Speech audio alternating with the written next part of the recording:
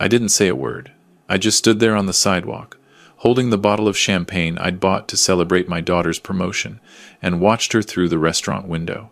She was laughing, surrounded by her colleagues, her boss raising a toast in her honor. The same daughter who had called me 3 hours earlier and said, "Dad, please don't come tonight. I told everyone you couldn't make it. My name is Richard Holloway. I'm 63 years old." And that night, standing outside Marcello's Italian Bistro in downtown Chicago, I learned exactly how much my daughter was ashamed of me. But here's the thing about shame. It has a funny way of coming back around. Let me start from the beginning. My wife, Catherine, passed away when our daughter Emily was just 7 years old. Ovarian cancer. It took her 8 months, from diagnosis to funeral.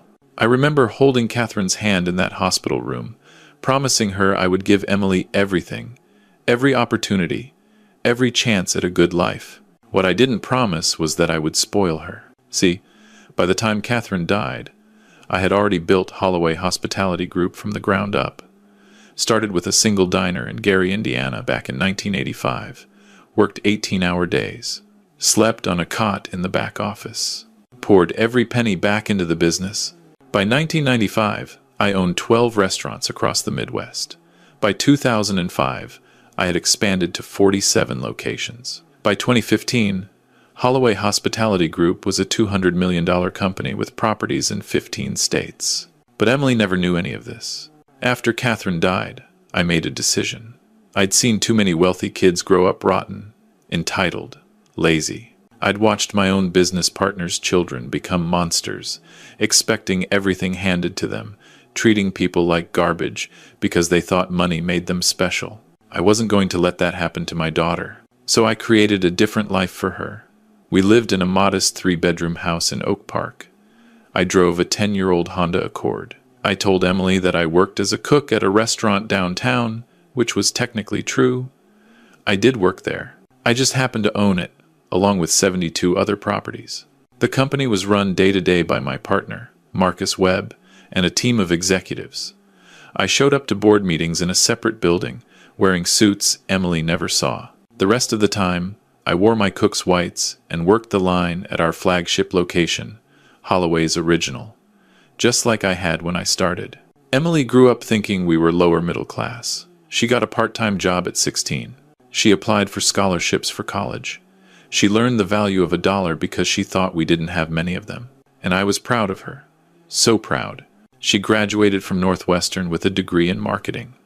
Got a job at a mid-sized advertising firm called Preston & Associates.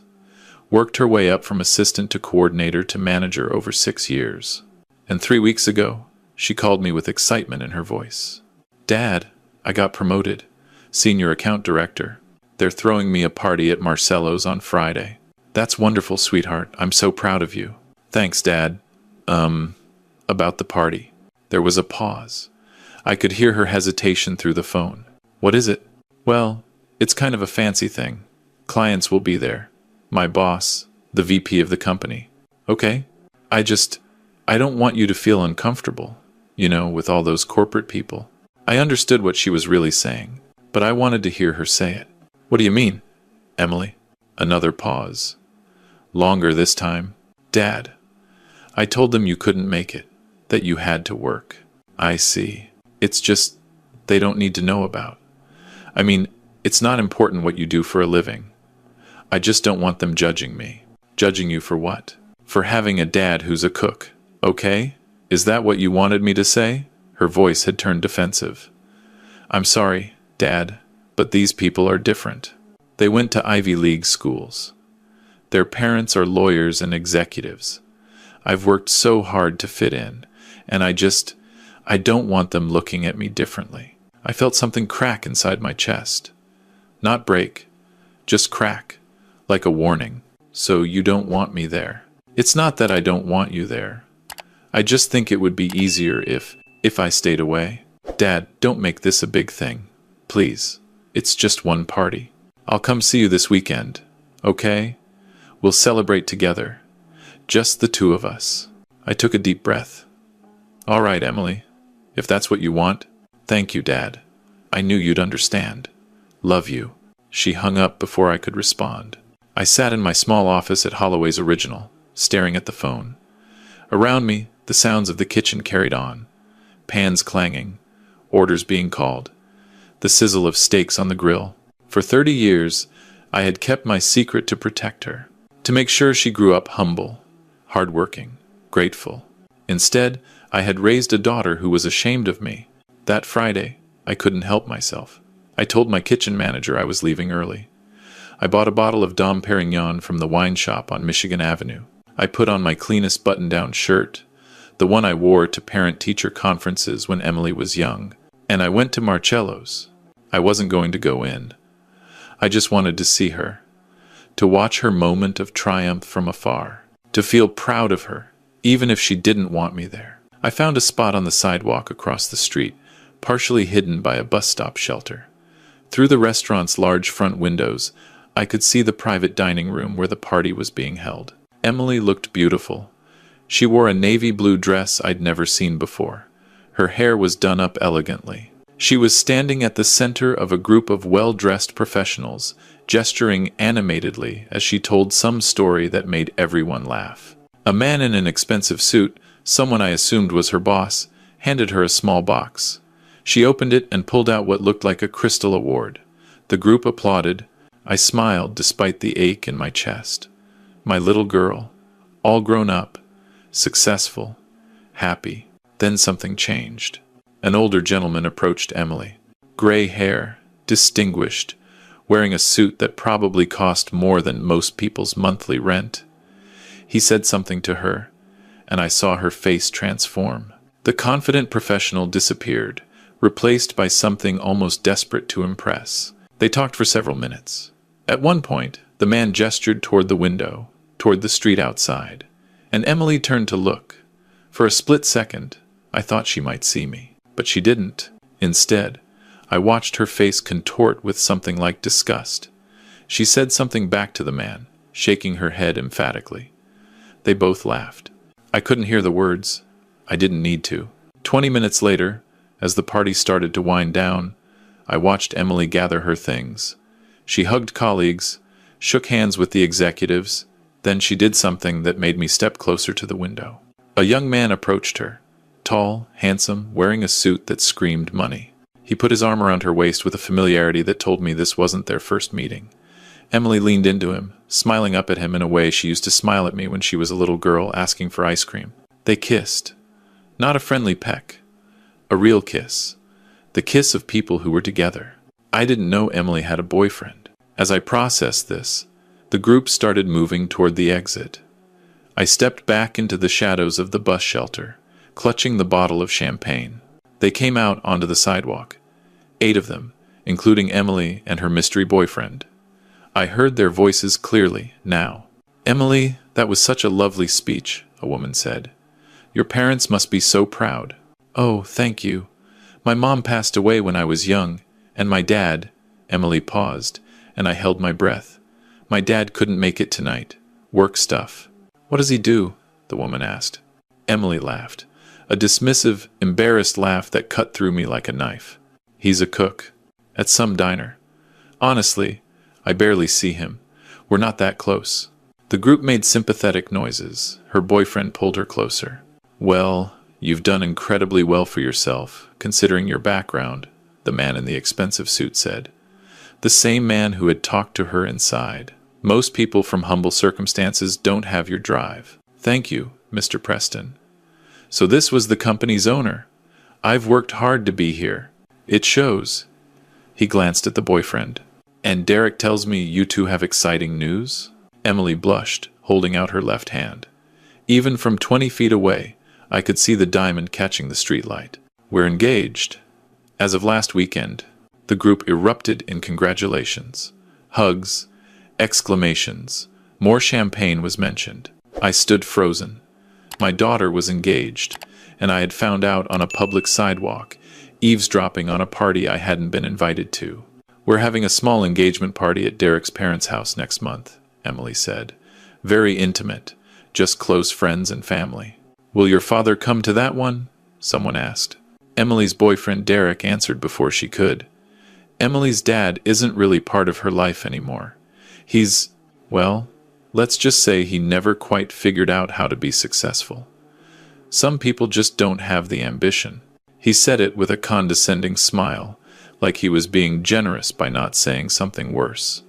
We're keeping the wedding pretty small. Family on my side, of course, but Emily's side will just be a few close friends. Emily said nothing. She just stood there, tucked under Derek's arm, and nodded. That's when I stepped out of the shadows. Emily, her head snapped toward me. Her face went white. Dad, what are you doing here? I walked toward the group, still holding the champagne bottle. I could see the panic in her eyes, the desperate calculation of how to minimize the damage. I came to congratulate you on your promotion. I looked at the group, at their curious faces, at Derek's slightly sneering expression, and apparently on your engagement, which I just learned about. Dad, this isn't I was going to tell you. When? I kept my voice calm, quiet, the way I'd learned to do in boardrooms when dealing with difficult negotiations. At the wedding? Or would that have been too uncomfortable for your colleagues? Mr. Holloway, I presume? Derek stepped forward, extending his hand with the confidence of someone who had never been refused anything in his life. I'm Derek Preston, Emily's fiancé. I looked at his hand, then at his face, then at the older man standing behind him. Preston, I said. Any relation to Theodore Preston? Of Preston and Associates? My father. Derek's smile widened. He owns the company. Of course he does. I turned back to Emily. Can we talk? Privately? Dad, this really isn't the time. I think it's exactly the time. Emily glanced at Derek, who shrugged. Go ahead, babe. I'll wait. We're all going to the Velvet Room after this anyway. She walked toward me, heels clicking on the sidewalk, arms crossed defensively. What is it, Dad? I looked at my daughter, this woman I had raised, this woman I had sacrificed everything for, this woman who was standing here, in her expensive dress, wearing an engagement ring from a man who had just called her father a failure to her face, and she hadn't said a single word in my defense. I just wanted to give you this. I handed her the champagne. To celebrate, she took it, looking at the label. Her eyes widened slightly. Even she knew enough to recognize Dom Perignon. Dad, how did you... This is like a $300 bottle. I know. How did you afford... I've been saving. I looked at her, memorizing her face. I've been saving for 30 years, Emily, waiting for this moment, for when my daughter would finally be happy enough to share her life with me. Her expression flickered. For just a second, I saw the little girl who used to sit on my lap and help me stir cake batter, the teenager who cried on my shoulder when her first boyfriend broke up with her, the young woman who hugged me so tight at her college graduation and said, I couldn't have done this without you, Dad. But then she glanced back at Derek and his father and her colleagues, and the flicker died. Thank you for the champagne, Dad. I'll call you this weekend, okay? Will you? Yes, I promise. But I have to go now. We have reservations. She leaned in and gave me a quick, sterile hug. The kind of hug you give a distant relative you're obligated to acknowledge. Congratulations on the promotion, I said as she pulled away. And on the engagement. I hope you'll be very happy. Something in my tone made her pause. She looked at me, really looked at me, for the first time that night. Dad, are you okay? I'm fine, sweetheart. Go enjoy your party. She hesitated a moment longer. Then Derek called her name, and she turned and walked away. I watched them all pile into a waiting car service. Through the window, I saw Emily laughing at something Derek said, the champagne bottle tucked under her arm like a trophy she'd earned. The car pulled away. The street grew quiet. I stood there alone on the sidewalk, 63 years old, watching my daughter drive out of sight. Then I pulled out my phone and called Marcus Webb. Richard, everything okay? Marcus, I need you to do something for me. I need a full background check on Derek Preston and his father Theodore Preston. Company financials, personal assets, everything. There was a pause. Marcus had worked with me for 25 years. He knew when to ask questions and when to just act. I'll have it on your desk Monday morning. Make it Sunday. Done. Anything else? I thought about my daughter's face when she saw me. The panic, the shame, The desperate wish that I would just disappear. Yes. I want a complete audit of every business relationship we have with Preston and Associates and their affiliated companies. Properties, contracts, accounts, everything. That's going to be extensive, Richard. We do a lot of business with them. I know. That's why I want to see it all. I hung up and walked to my car. The Honda Accord, 10 years old, parked 3 blocks away so Emily wouldn't see it and be embarrassed. As I drove home, I thought about the last 30 years. Every sacrifice, every choice, every moment I'd spent in that kitchen, wearing my cook's whites, pretending to be something less than I was so my daughter could learn to be something more. I had failed, not at building a business, not at making money, but at the one thing that mattered most. I had raised a daughter who measured her father's worth by his job title and his bank account. A daughter who would rather pretend I didn't exist than admit where she came from. The irony was almost funny. Emily thought I was poor. She thought I was a failure. She was planning to marry into the Preston family because she saw them as everything I wasn't. But here's what Emily didn't know. She didn't know that Holloway Hospitality Group owned the building where Preston and Associates rented their office space. She didn't know that I was the majority silent partner in the investment fund that had provided Preston and Associates with their startup capital 15 years ago. She didn't know that Derek Preston's trust fund was managed by a firm in which I held a controlling interest. She didn't know that the restaurant where she'd just celebrated her promotion, Marcello's Italian Bistro, was one of my properties. She didn't know that her entire world was built on a foundation that I had laid, brick by brick, while she was too ashamed to acknowledge I existed. And she was about to find out. Sunday morning, Marcus came to my house with 3 boxes of documents. We spread them across my dining room table, and I spent 12 hours reading through every page. The picture that emerged was not flattering to the Preston family. Theodore Preston had built his advertising agency on charm and connections, not competence. Over the past 5 years, the company had been hemorrhaging money. They'd lost 3 major accounts. Their debt had tripled. The only thing keeping them afloat was the favorable lease they had on their office space. The office space that I owned. Derek Preston was even worse. Despite his expensive suits and confident smile, he had never held a real job. He'd been given a VP title at his father's company, but the background check revealed he spent most of his time playing golf and accumulating credit card debt. His trust fund, which his family bragged about at every opportunity, had been quietly depleted to cover his gambling losses. There was almost nothing left. I understood now why Derek was marrying Emily. She was smart, hard-working, on the rise. And she came from nothing, which meant she'd be grateful for everything the Preston family pretended to offer. They were using my daughter as a life raft, and she was too blinded by their shiny packaging to see she was the one doing the saving. I made my decision on Sunday night. Monday morning, I put on my best suit, the one I kept in the back of my closet, behind the cook's whites, the one that had been tailored on Savile Row during a business trip to London. I drove to the Holloway Hospitality Group headquarters in the Loop, the office I never visited when Emily might notice, the office with my name on the building. I called an emergency board meeting. By 10 a.m., I had initiated a formal review of all contracts with Preston and Associates. By noon, I had instructed our legal team to prepare notices of lease termination for the Preston building, citing violations that had been overlooked for years as a professional courtesy. By 3 p.m., I had contacted the investment fund about calling in the loans that were keeping Preston and Associates barely solvent. By 5 p.m., I had made a single phone call to an old friend at the Chicago Tribune's business desk. Then I went home, changed back into my regular clothes, and waited. The dominoes didn't fall immediately. They never do.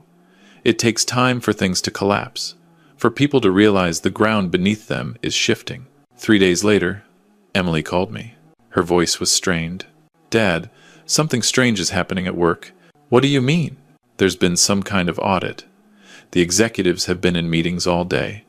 Mr. Preston looks like he's seen a ghost." That does sound stressful. Derek says it's nothing, just some routine financial stuff. But I heard someone say something about their lease being terminated. The building where we work? Apparently the landlord is pulling out. Landlords can be difficult. I said. Sometimes they have their reasons. It's weird, though. Derek says his family has had that lease for 15 years. Why would someone suddenly cancel it now? I couldn't say, sweetheart. How's the wedding planning going? She hesitated at the change of subject. It's fine. We've set a date. June 15th. At Derek's parents' estate. That sounds lovely. Am I invited? The silence on the other end of the phone told me everything I needed to know. Dad, about that. Derek and I have been talking, and we think it would be better if the wedding was just smaller, more intimate. I don't want you to feel out of place. Out of place at my own daughter's wedding. It's not like that. It's just, the Prestons have certain expectations, their friends, their social circle. I don't want anyone to be uncomfortable, including me. Dad, please don't make this harder than it has to be. I sat back in my chair. Through my kitchen window, I could see the backyard where Emily used to play as a child, the swing set I'd built with my own hands, the garden her mother had planted that I'd maintained for 20 years after she died. Let me ask you something, Emily. When you look at me, what do you see? What do you mean? It's a simple question. What do you see? A father? A cook? A failure? An embarrassment? Dad? That's not fair. What's not fair is finding out about your engagement from a sidewalk, Emily. What's not fair is being told I'm not welcome at my own daughter's promotion party. What's not fair is hearing your fiancé tell a group of strangers that I'm not part of your life because I never figured out how to be successful. He didn't mean it like that. Then how did he mean it? She didn't answer.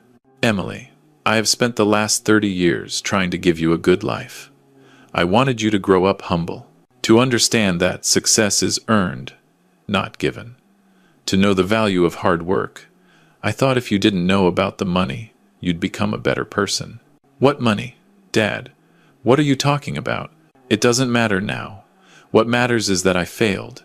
Despite everything I tried to do, I raised a daughter who would rather pretend her father doesn't exist than admit he works in a kitchen. That's not true. I love you, Dad. Do you? Because love doesn't look like what you've been showing me, Emily. Love doesn't shut people out. Love doesn't choose social status over family. Love doesn't stay silent when someone calls your father a failure. I could hear her crying now. Soft, quiet tears. I'm sorry, Dad. I know I haven't been. I've just been so focused on building a life for myself, on being successful, on proving that I could make something of myself, despite what? Despite having a father who loved you? Despite having a stable home and food on the table, and someone who showed up to every school play and every soccer game and every important moment of your entire life? Despite being poor. The words exploded out of her. Do you know what it was like, Dad? Growing up watching all the other kids with their nice clothes and their vacations and their big houses, knowing that you worked so hard but we never seemed to have enough. I told myself that when I grew up, I would never be poor again. I would never be looked down on again. And now I've finally made it. I've finally become someone, and I can't let anything hold me back, including me. I didn't say that. You didn't have to. Another long silence. I could hear her breathing, trying to compose herself. Dad, what do you want from me? I want you to make a choice, Emily. A real choice, with full knowledge of who you are and where you come from. But you can't do that yet. You don't have all the information. What information? You'll find out soon enough. I love you, Emily.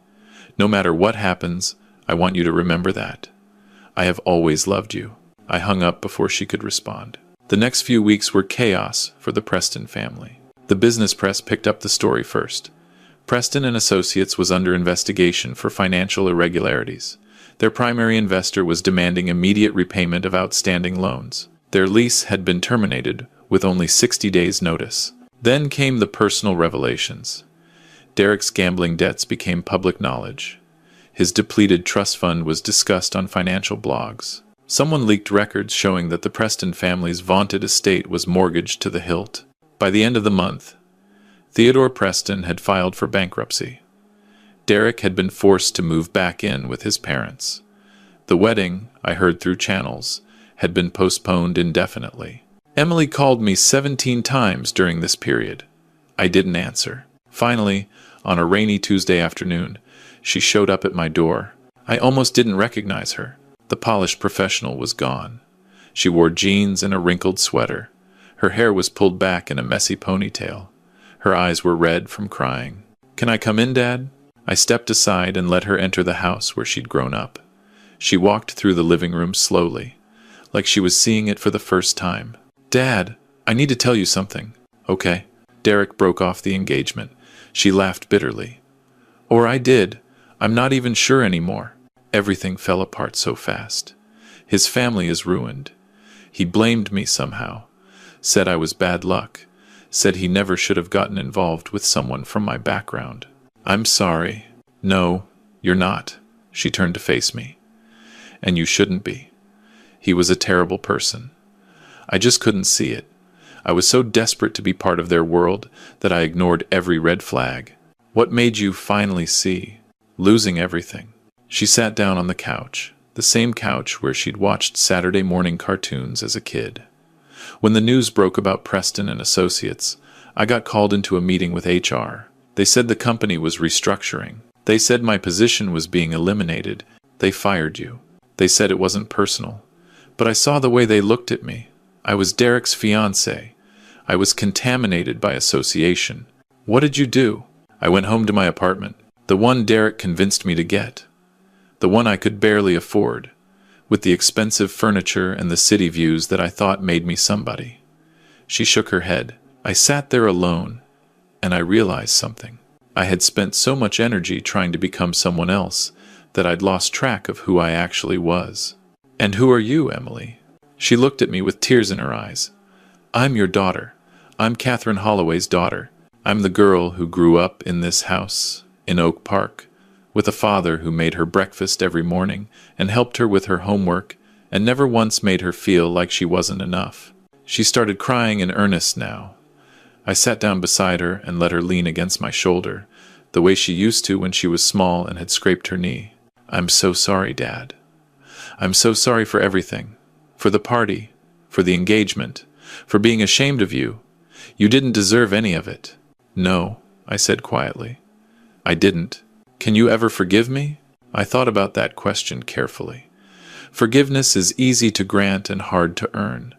I had forgiven Emily the moment I saw her standing on my doorstep. But that didn't mean we were done. "Emily, there's something I need to tell you. Something I should have told you a long time ago." "What is it?" "I'm not who you think I am." She pulled back, looking at me with confusion. "What do you mean?" "My name is Richard Holloway. I'm the founder and majority owner of Holloway Hospitality Group. We operate 73 restaurants across 15 states, along with numerous real estate holdings and investment portfolios. Our company is worth approximately $250 million. I am, by most measures, a wealthy man." Emily stared at me. Her mouth opened and closed several times, but no sound came out. "I've been hiding this from you since you were 7 years old," I continued. "Your mother and I decided together, before she died, that we didn't want you to grow up with the burden of inherited wealth. We wanted you to earn your own success, to understand the value of hard work. So I pretended to be a simple cook while my partner ran the company." That's not possible." She stood up abruptly, backing away from me. "You're lying. You have to be lying." "I'm not, sweetheart." "But we were poor. We lived in this little house. You drove that old car. I had to get a job in high school. I had to apply for scholarships." All true, and all by design. "Why?" The word came out as a scream. "Why would you do that to me?" "Because I loved you. Because I wanted to protect you from becoming the kind of person who measures worth by wealth." She laughed, but there was no humor in it. "Well, congratulations, Dad. Your plan worked perfectly. I became exactly that person anyway. I was ashamed of you because I thought you were poor. And now you're telling me you were rich the whole time?" "Yes." "So all those years, all those times I felt embarrassed about our house, our car, your job, it was all a lie? It was all a choice, my choice, to give you a chance to become someone good. But I didn't." She was pacing now, her hands in her hair. "I didn't become someone good. I became someone who would exclude her own father from her wedding because she was worried about what rich people would think. I became exactly the monster you were trying to prevent. Emily, no, don't. Don't try to make me feel better. She stopped pacing and faced me. This is insane. This is completely insane. I don't even know what to think. Then don't think. Just feel. What do you feel right now? She was quiet for a long moment. The anger slowly drained from her face, replaced by something more complex. Grief, maybe. Or recognition. I feel like I've been living someone else's life, she finally said. Like I've been chasing something that was never real. The Prestons, the promotion, the fancy apartment. None of it was me. It was just a costume I was wearing because I was afraid. Afraid of what? Afraid of being you. She sat down again, this time in the armchair across from me. Not afraid of being poor. Afraid of being content with less. Afraid of being happy with simple things. Because if that was enough for you, maybe it should have been enough for me. And that terrified me. Why? Because Mom died. And you just kept going.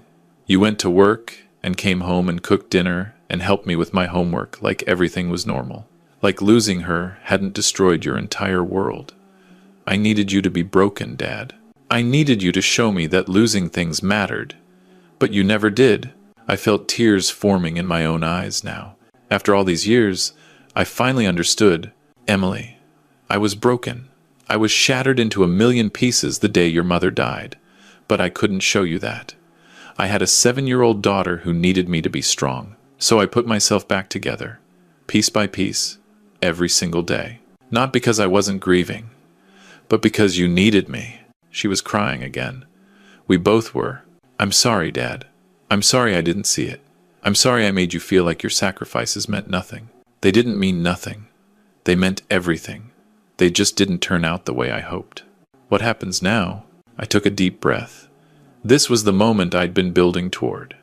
The moment that would determine everything that came next. Now, you have a choice to make. What choice? You've lost your job, your fiancé, your apartment, I assume, since you probably can't afford it anymore. She nodded reluctantly. You could come to me and ask for money. Ask me to set you up in a nice apartment, give you a job at one of my companies, make all your problems disappear. Would you? I would, if that's what you wanted. But it wouldn't teach you anything. And I think you've finally reached a point where you might actually be ready to learn. Learn what? That success isn't about money or titles or what other people think of you. It's about who you become when everything is stripped away. It's about whether you can look at yourself in the mirror and be proud of what you see. Emily was quiet for a long time. When she finally spoke, her voice was steadier than I'd heard it all day. I can't look in the mirror right now, Dad. I'm too ashamed of what I've become. Then become something else. How? I stood up and walked to the window. Outside, the rain had stopped. Sunlight was breaking through the clouds. There's an apartment available in one of my buildings. Nothing fancy. A studio on the 3rd floor of a walk-up in Lincoln Park. The previous tenant just moved out. You can stay there rent-free for 3 months while you figure out your next step. And after 3 months, you pay rent like everyone else. I won't charge you more than fair market rate, but I won't charge you less either. And a job? There's an opening at Holloway's Original. Dishwasher. Minimum wage plus tips. Same job I started with 40 years ago. Emily stared at me. You want me to be a dishwasher? I want you to be someone who earns their place in the world. I want you to go to sleep exhausted and wake up knowing that everything you have, you worked for. I want you to know what it feels like to count out change for groceries and put back the things you don't absolutely need. This is insane. Maybe. But it's also the only offer on the table. What if I say no? What if I ask you for money anyway? Then I'll give it to you. You're my daughter. I'll never let you starve or be homeless. But I'll know that everything I tried to teach you was wasted. And I think you'll know it too. Emily sat there for several minutes, staring at her hands. I could see her working through it, fighting against every instinct that had been driving her for the past decade. Finally, she looked up. When can I start? 3 months later, I watched Emily from across the kitchen at Holloway's Original. Her hands were red and chapped from hot water. Her apron was stained with food residue. Her hair was pulled back in a hairnet, and she was sweating from the steam. She looked happier than I'd ever seen her. She'd moved into the studio apartment with nothing but a suitcase of clothes. She'd sold her expensive furniture, her designer shoes, her jewelry. The engagement ring had been returned to Derek, who had reportedly tried to pawn it, only to discover it was fake, a final insult from a family built entirely on appearances. Emily had started as a dishwasher, but she'd quickly proven herself. Within 6 weeks, she was working the prep station. After 2 months, she was helping with basic cooking. The other staff liked her, respected her work ethic, had no idea she was the boss's daughter. I hadn't told them. And Emily hadn't either. One evening, after closing, I found her sitting alone at the counter, eating a plate of leftover pasta. I sat down beside her. "Long day?" "They're all long days," she smiled. "But good ones. You seem different." "I feel different." She twirled spaghetti around her fork. "Did you know that Maria, the pastry chef, came to this country with nothing? Literally nothing. She built her entire life from scratch. And she's one of the happiest people I've ever met." "I know. I hired her. She told me something yesterday. She said, 'The secret to happiness isn't having everything you want. It's wanting everything you have.'" Emily laughed. "A year ago, I would have thought that was just something poor people say to make themselves feel better. Now I think it might be the truest thing I've ever heard. I'm proud of you, Emily." "Don't be. Not yet." She put down her fork and looked at me seriously. "I have a lot more work to do. On myself, I mean. I spent so many years building the wrong things. It's going to take time to build the right ones." "What are you building now?" "I don't know yet, but I know what I'm not building. I'm not building walls between myself and the people I love. I'm not building a fake version of myself to impress people who don't matter. I'm not building a life that requires me to be ashamed of where I came from." She reached out and took my hand. "Dad, I need to say something to you.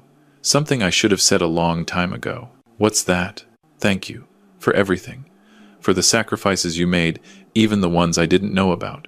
For loving me even when I didn't deserve it. For giving me this chance to start over when you had every reason to give up on me." I squeezed her hand.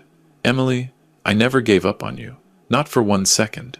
I knew the real you was still in there, somewhere under all that fear and ambition. I just had to wait for her to find her way out." "How did you know she would?" "Because you're your mother's daughter. And Catherine Holloway was the strongest, most resilient person I ever knew. She would have found her way through anything. And so will you." Emily started crying again. But these were different tears, cleaner, somehow. "I love you, Dad."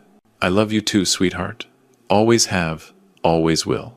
We sat there together in the empty restaurant, father and daughter, finally seeing each other clearly for the first time in years. 6 months later, Emily got her own place, a small 1-bedroom that she paid for with money she'd earned. She'd been promoted to sous chef, and she was dating a line cook named Marcus, who treated her like gold and didn't care about her family background because he didn't know about it. She still didn't know the full extent of my wealth. I'd told her about the company, but I'd downplayed the numbers. She thought I was comfortable, not rich. Maybe someday I'd tell her everything. Or maybe I'd let her discover it on her own, the way she was discovering everything else now. A year after that, Emily came to me with a business plan. She wanted to open her own restaurant. Nothing fancy. A small breakfast place in a working-class neighborhood, serving good food at fair prices. She didn't ask me for money. She asked for advice. I gave her both. Today, 3 years after that night on the sidewalk, I sit in the corner booth of Emily's breakfast nook, watching my daughter work the room. She knows every customer by name. She remembers their orders. She asks about their kids and their jobs and their lives. She's not ashamed of anything anymore. Not of me. Not of herself. Not of the journey that brought her here. Last week, she invited me to her wedding, a small ceremony at the courthouse, followed by a reception at her restaurant. Her husband, Marcus, came over and shook my hand and said, "Mr. Holloway, I want to thank you for raising the most incredible woman I've ever known." I didn't scream. I didn't beg for acknowledgement. I just stood there, watching my daughter dance with her husband, surrounded by the people she loved, in a restaurant she'd built with her own 2 hands. And for the first time in a very long time, I felt like I had done something right. The thing about tough love is that it's hard on everyone. Hard on the one giving it and hard on the one receiving it. There were nights during that first year when I wanted to call Emily and tell her everything was okay, that she didn't have to work so hard, that I would take care of her forever. But I didn't. Because the best gift a parent can give their child isn't money or comfort or protection from the world. It's the chance to become someone worth being. Emily found that chance. She grabbed it with both hands and refused to let go. And that's a success no amount of money could ever buy. If you're watching this, and you're a parent struggling with a child who's lost their way, I want you to know something. Don't give up. Don't let them take the easy road. Sometimes the greatest act of love is stepping back and letting them fall, so they can learn to pick themselves up. It's the hardest thing you'll ever do. But it might also be the most important. And if you're watching this, and you're the child who's been taking their parents for granted, it's not too late. Pick up the phone. Say the words you've been holding back. Let them know that their sacrifices mattered. Let them know that they are loved. Because here's the truth about family. We don't get forever. We get moments. Precious, fleeting moments that slip through our fingers like water if we're not careful. Don't waste them on shame. Don't waste them on pride. Use them to build something real. I'm Richard Holloway. I'm 66 years old. I have a daughter who makes me proud every single day. And that's worth more than all the money in the world.